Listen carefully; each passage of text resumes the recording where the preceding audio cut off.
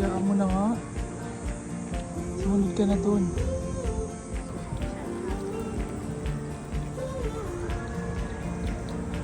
Dito yung Tinoji Park. Then naglakad lang kami dito sa Osaka.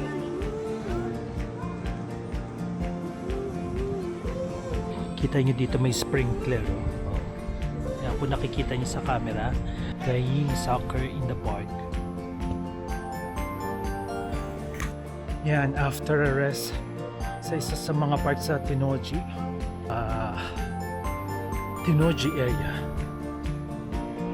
Hiram ba dyan? Si ate kung saan umaan eh. Bakit? Go na ba?